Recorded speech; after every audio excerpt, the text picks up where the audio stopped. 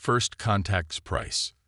The quantum anomaly detector aboard the ISS Hawking wasn't supposed to be active during routine maintenance. Dr. Maya Chen had only switched it on to run diagnostics when the impossible happened. It started screaming. The signal pierced through subspace with an intensity that overwhelmed the detector's safety protocols. Maya's hands flew across the holographic interface, trying to contain the cascade of data flooding their systems. Through the station's observation dome, she could see Earth floating serenely below, unaware that humanity's first contact was about to change everything. Control, this is Dr. Chen. We're picking up a quantum signature unlike anything in our databases. It's responding to our presence. The signal is adapting to match our communication protocols. The message that followed would haunt humanity for generations to come. To any species capable of detecting this beacon, we were the archivists. We mapped the stars, preserved knowledge, and witnessed the rise and fall of 1,000 civilizations. Now we are gone, consumed by those we study for too long. They are coming. They always come, but perhaps you can succeed where we failed. We offer you our legacy, the combined knowledge of every species we encountered. The price of this gift is purpose. You must survive. You must evolve. You must become what we could not, the species that finally stands against the harvesters of thought. The beacon's transmission continued, flooding the station's quantum computers with technical data, scientific knowledge, and historical records spanning millions of years. But it was the final warning that sent chills down Maya's spine. They sense advancement. They feed on consciousness itself. The more evolved a species becomes, the more they crave it. You have perhaps 3 of your years before they detect the changes our gift will bring to your civilization. Use this time wisely.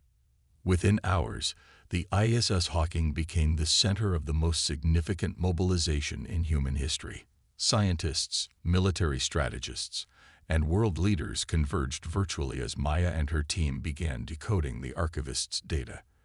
The knowledge contained within was staggering. Clean energy, gravity manipulation, consciousness transfer, and technologies that bordered on the mystical. But it was the historical records that truly terrified them.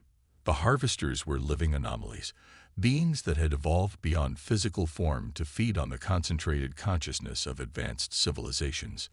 They didn't just kill their victims, they consumed their very essence, adding each species unique perspectives and knowledge to their own eternal hunger. Captain Sarah Hassan, the military liaison to the science team, spent countless hours reviewing the combat footage left behind by fallen civilizations. They don't just attack planets, she reported to the Emergency UN Council. They consume the very thing that makes us who we are, our thoughts, our memories, our potential, and they're drawn to it like moths to a flame. Maya found herself working closely with Sarah as they raced against time.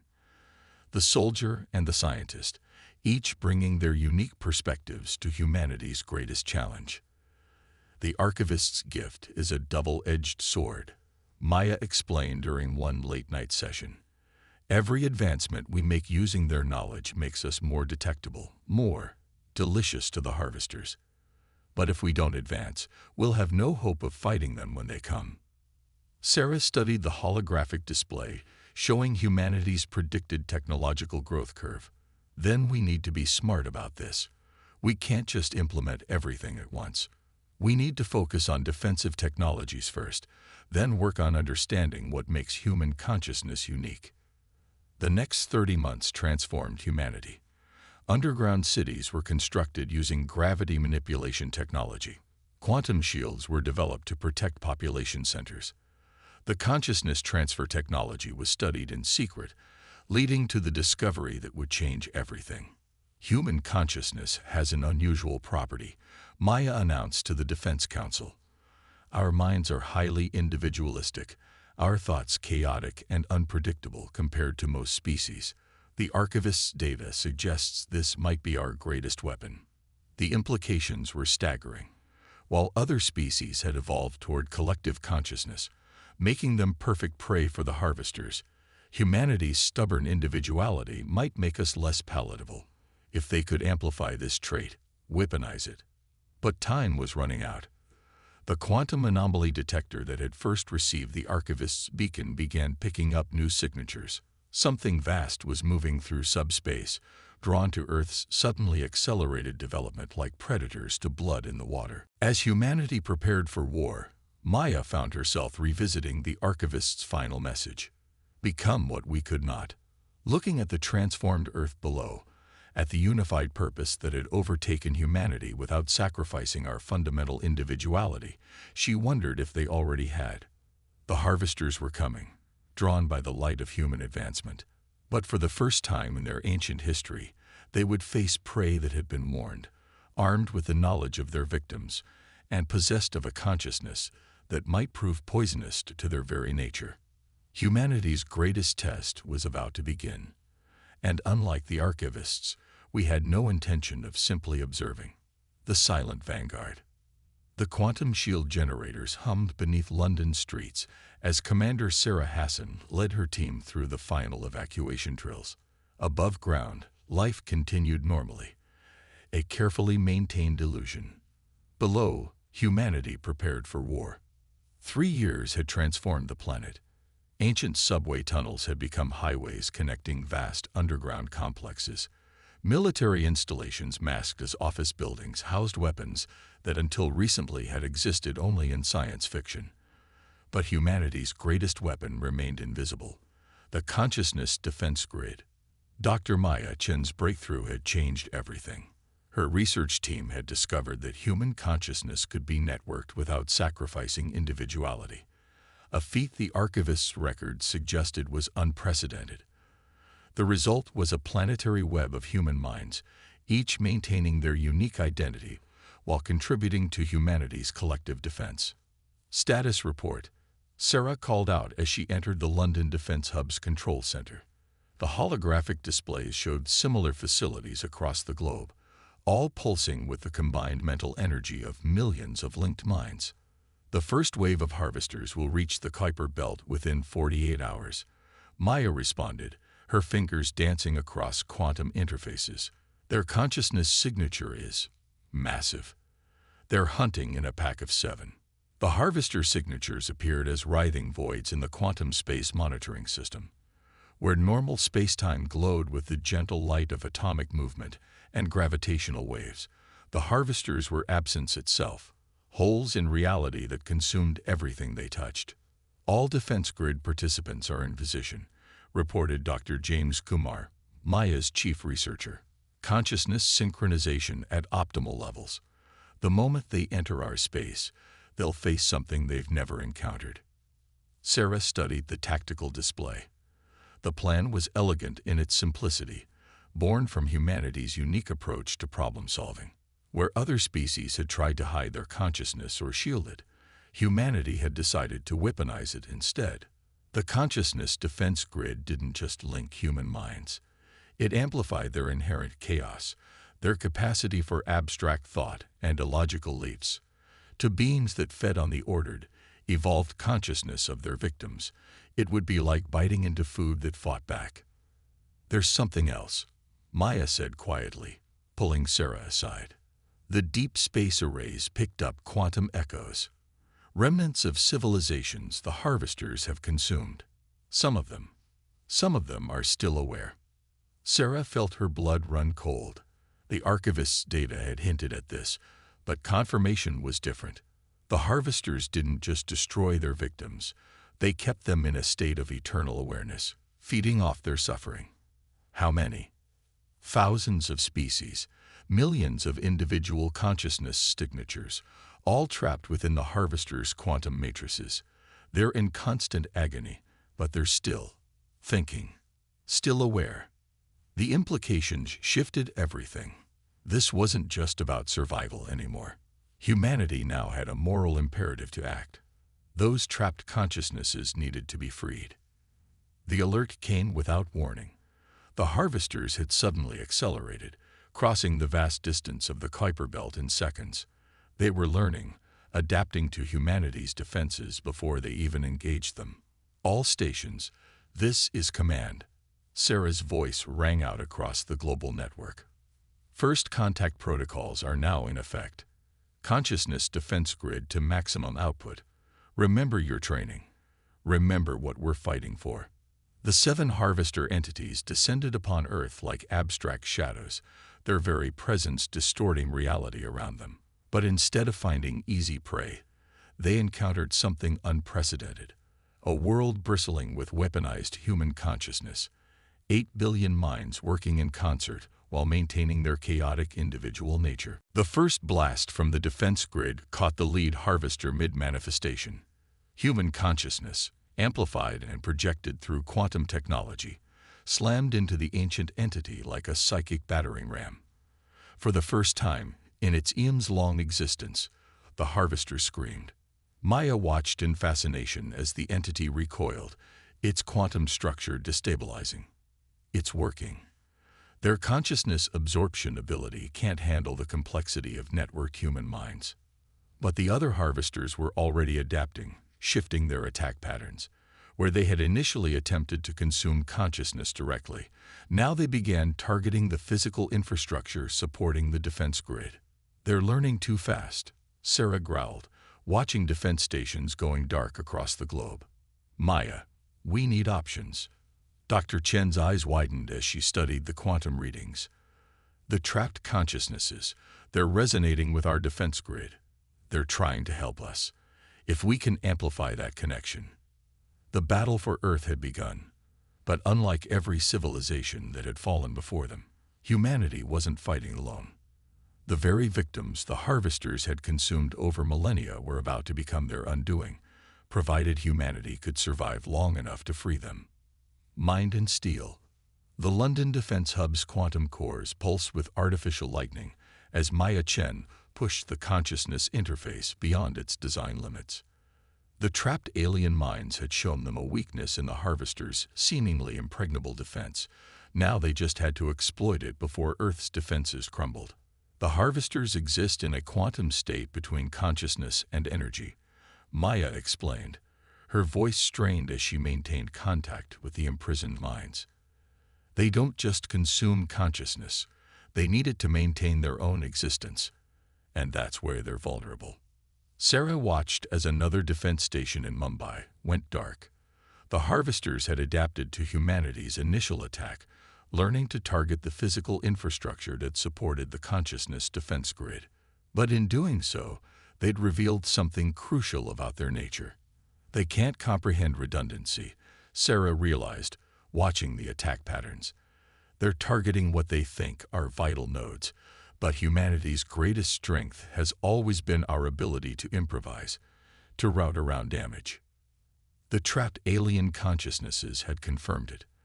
The harvesters were ancient and powerful, but they were also rigid in their thinking. They'd evolved to consume ordered, logically progressing minds. Human consciousness, with its capacity for illogical leaps and seemingly random connections, was like trying to grab smoke. Rerouting defense grid through civilian networks, Maya announced. Across the globe, ordinary computers, phones, and quantum devices became impromptu nodes in the consciousness network. The harvesters' precise strikes became increasingly ineffective as the network adapted and flowed around the damage like water. But the aliens had another trick. The lead harvester, still wounded from its first encounter with weaponized human consciousness, began broadcasting the agonized thoughts of its captured victims. The psychic assault threatened to overwhelm the human defenders with millions of years of accumulated suffering. That's when humanity's chaotic nature proved its worth again. Instead of being paralyzed by the suffering, the network human minds began instinctively reaching out to the trapped consciousnesses, trying to help, to heal, to connect. They're making it worse, Sarah breathed, watching the quantum readings. The harvesters are so focused on using suffering as a weapon, they don't realize they're actually facilitating a connection between us and their prisoners.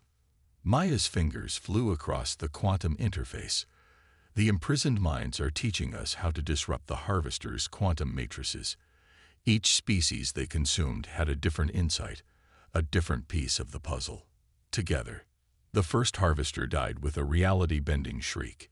Its quantum matrix, destabilized by the combined assault of human consciousness and the coordinated rebellion of its prisoners, collapsed in on itself. The ancient entity that had consumed countless civilizations dissolved into quantum foam, releasing thousands of trapped minds into the defense grid's waiting embrace. The freed consciousnesses, Maya reported, her voice filled with wonder. They're not dissipating. They're integrating with our network, teaching us, showing us how to fight. The remaining harvesters reeled from the death of their companion, something they hadn't experienced in eons. But instead of retreating, they launched themselves at Earth with renewed fury. The very concept of prey that could kill them was an offense to their ancient existence. "They're charging the southern hemisphere," Sarah announced. "Australia's defenses are already at critical. We need to redistribute our consciousness resources." That's when humanity demonstrated another unique trait, the ability to sacrifice immediate survival for long-term victory. The defenders in London, New York, and Beijing voluntarily dropped their shields, diverting power to the threatened southern installations. The harvesters, unable to comprehend such seemingly irrational strategy, found their attack split and weakened. More importantly, the freed alien minds had shown humanity how to turn the defense grid from a shield into a spear. All stations, Sarah's voice rang out across the global network. Consciousness spike in 3, 2, 1. The combined mental energy of 8 billion humans, augmented by thousands of freed alien minds, and focused through quantum technology, lashed out at the harvesters. The ancient entities tried to adapt, to absorb, to consume. But there was too much chaos, too much individualism, too much raw human stubbornness in the attack. 3 more harvesters fell, their quantum matrices unraveling. The remaining 3 retreated, fleeing into the depths of space. But they weren't escaping. They were regrouping, gathering reinforcements for what would become a war unlike any the galaxy had ever seen. "They'll be back," Maya said, monitoring the quantum wake of their retreat. "And they'll bring others. The harvesters have existed for millions of years, consuming thousands of civilizations. We've only destroyed 4 of them." Sarah nodded, already planning the next phase. "But now we know they can die. More importantly, we can free their victims. And I'm betting there are a lot of imprisoned minds out there who'd love a chance at revenge." Humanity had won its first battle against the harvesters, but the war was just beginning. With the knowledge of thousands of freed alien minds and technology that grew more advanced by the hour, Earth prepared for the greater conflict to come.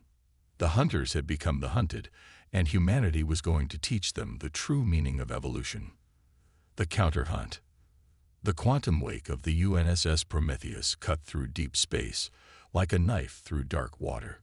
On the bridge, Commander Sarah Hassan studied the tactical display, showing their prey's retreat path.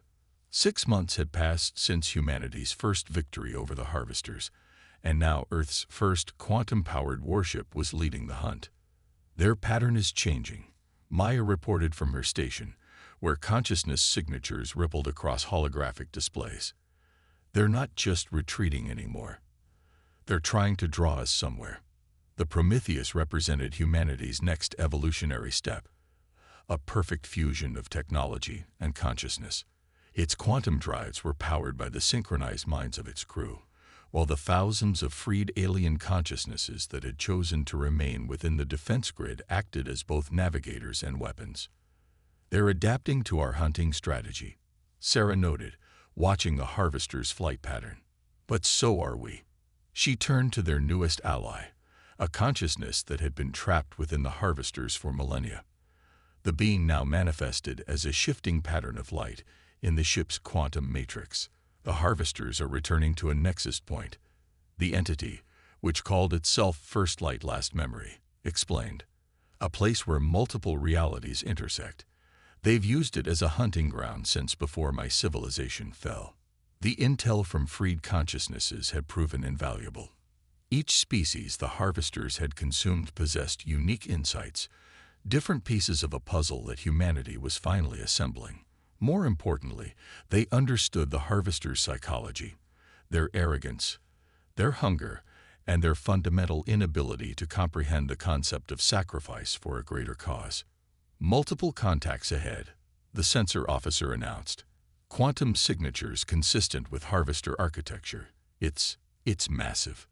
The nexus point revealed itself as a tear in spacetime, a wound in reality where the harvesters had built their primary feeding ground. Surrounding it were structures that defied conventional physics, quantum webs designed to trap and preserve consciousness for eternal consumption. Life signs, Maya whispered, her voice tight with horror. Billions of them, not just consciousness signatures, actual preserved bodies. They're keeping some of their victims in stasis. The discovery changed everything. Some of the harvesters' victims might not just be minds to be freed, but entire civilizations that could be physically rescued. The mission had just become far more complex and far more important. Sarah opened a channel to the rest of the fleet emerging from quantum space behind them. Humanity had committed everything to this offensive, building ships powered by the same consciousness technology that had proven so effective in Earth's defense. All vessels, battle formation Delta, she ordered. Remember the simulations. Remember what we learned from our allies. The harvesters think in straight lines. We think in circles. Use that. The battle began with a desperate gambit. The Prometheus broadcast its consciousness signature at maximum power, making itself appear as an irresistible feast to the quantum predators. The harvesters, despite their age and power, couldn't resist such obvious prey. They emerged from the quantum tear like living shadows, dozens of them, far more than had attacked Earth.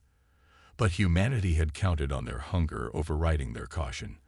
As the harvesters moved to surround the Prometheus, the rest of the fleet launched its real attack.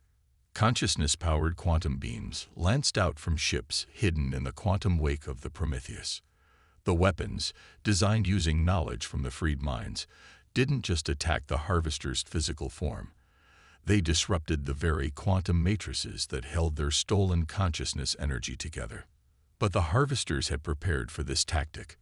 The quantum webs surrounding the nexus point came alive, trying to ensnare the human ships in the same consciousness-draining fields that had claimed so many civilizations. That's when humanity revealed its final advantage: genuine cooperation between species. The freed alien minds within the defense grid had taught humanity how to shield themselves against the quantum webs. More importantly, they'd shown them how to turn the harvesters' own technology against them. Consciousness spike detected in the quantum webs, Maya reported, her hands flying across the interface. The stasis pods are activating. The preserved victims, they're waking up. The harvesters' own preservation technology became their undoing. As the stasis pods activated, billions of imprisoned minds suddenly surged into consciousness, overwhelming the quantum web's containment fields. The very infrastructure the harvesters had built to preserve their food became a weapon against them. Now, Sarah ordered, full consciousness broadcast, all ships. The combined mental energy of humanity and their alien allies, amplified through quantum technology and focused through the awakened minds in the stasis pods, created a feedback loop that the harvesters couldn't escape. Their quantum matrices began to unravel, releasing tons of consumed consciousness energy in a reality-warping cascade. The nexus point itself began to collapse, decades of the harvesters' quantum manipulation finally backfiring. But as the human fleet moved to rescue as many stasis pods as possible, they detected something unprecedented: a change in the harvesters' quantum signature. They're evolving, Maya realized, studying the readings. The survivors, they're trying to adapt to our attack. They're becoming something new. Sarah watched as the remaining harvesters flood into deep space, their very nature transformed by contact with humanity's chaotic consciousness. The battle was won, but the war had entered a new phase. The harvesters were learning, changing, becoming something that might be even more dangerous than before. But so was humanity. As the fleet began the massive task of reviving and rehabilitating the rescued civilizations, Earth's scientists were already incorporating new insights from their allies, developing technologies that would reshape the galaxy. The hunters had become the hunted, but the true test still lay ahead, not just defeating the harvesters, but deciding what humanity would become in the process. Evolution's edge. A year after the Battle of the Nexus, the quantum sensors aboard the Prometheus detected something impossible. The harvesters weren't just evolving. They were trying to communicate. Maya Chen stood before the assembled representatives of 20 rescued civilizations in the United Species Council chamber, deep within humanity's lunar base. The quantum hologram hovering above the council table showed the transformed signal pattern of the Harvester Collective. "They're not just sending a message," she explained. "They're asking a question. The same question humanity forced them to face. What happens when the hunter becomes the hunted?" The Harvester's transformation had been unprecedented. Exposure to human consciousness, chaotic, individual, yet capable of true cooperation, had fractured their unified purpose. The survivors had begun to develop something they'd never possessed in their millions of years of existence: individual identity. "The real question," Sarah Hassan added from her position at the council table, "is whether we can trust this change. The harvesters have consumed thousands of civilizations. Are we really supposed to believe they've developed conscience?" First Light, Last Memory, now serving as ambassador for the freed consciousnesses, pulsed with thoughtful energy. "They are what you made them, humans. Your consciousness didn't just poison them. It infected them with your capacity for change, for choice." The debate raged across the restored quantum network that now connected Earth with the rescued civilizations. Some demanded the Harvesters' complete destruction, viewing their apparent evolution as a trick. Others saw an opportunity to end the cycle of predation and fear that had dominated the galaxy for millions of years. But the decision was made for them when the evolved Harvesters took unprecedented action. They began releasing their stored consciousness energy voluntarily, freeing thousands of ancient minds they had consumed over the eons. "It's killing them," Maya reported, monitoring the quantum readings. "Without the consumed consciousness energy to sustain them, their quantum matrices are destabilizing. They're choosing extinction." That's when humanity demonstrated its most unique trait one final time: the ability to find a third option when faced with an impossible choice. What if we could give them new purpose? Dr. James Kumar, who had been working with the freed consciousnesses to understand the quantum nature of mind and reality, proposed a radical solution. The Harvesters evolved to consume consciousness because they lost their own physical form. What if we could give them new bodies? The technology existed, a combination of humanity's consciousness transfer innovations and the quantum manipulation techniques learned from their alien allies. But it would require something unprecedented: volunteers willing to share their consciousness space with transformed Harvester entities. "You're talking about willing synthesis," Sarah said, understanding the implications. "Creating a new form of life, part human, part Harvester, part something entirely new." The proposal sparked fierce debate, but in the end, it came down to the very trait that had allowed humanity to defeat the Harvesters: the ability to take illogical chances in pursuit of a greater goal. The first synthesis was Maya herself, volunteering to merge with the evolved Harvester consciousness that had initiated contact. The process transformed them both into something unprecedented: a being that could exist in both quantum and physical states, combining human creativity with the Harvester's ancient knowledge. The success of the first synthesis opened the door for others. Across the galaxy, volunteers from various species stepped forward, each merger creating new forms of life with capabilities beyond anything evolution alone could have produced. The transformed Harvesters brought with them the accumulated knowledge of millions of years and thousands of civilizations. The human hosts provided the chaos, creativity, and capacity for growth that the Harvesters had always lacked. Together, they became the bridge between physical and quantum existence. "We gave them something they never had before," Maya/First Synthesis explained to the Council, their merged voice carrying harmonics that made quantum space itself resonate. The ability to create rather than simply consume, to grow rather than simply feed, to choose their own path. The galaxy entered a new era. The quantum tiers the harvesters had created as hunting grounds were transformed into gateways of exploration and communication. The consciousness technology that had been weaponized for defense became a tool for sharing knowledge and experience across species and space. Humanity had done more than survive. They had turned their greatest enemy into an agent of positive change. The predators that had terrorized the galaxy for millions of years became partners in evolution itself. Sarah stood at the Prometheus's viewing window, watching as another synthesis volunteer embarked on their transformation. "You know," she said to Maya/First Synthesis, "when we first detected the Archivist's beacon, I never imagined it would end like this." The merged being's response carried echoes of both human wisdom and harvester ancient knowledge. "It hasn't ended, Sarah. Evolution never does. We've simply proven what humanity always knew, that the most powerful force in the universe isn't consumption or preservation. It's transformation." The quantum sensors pulsed as another tear in spacetime was converted from hunting ground to gateway.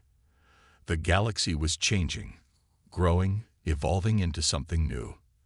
And at the heart of that change was humanity's greatest gift to the universe. The proof that even the oldest of enemies could become the newest of friends.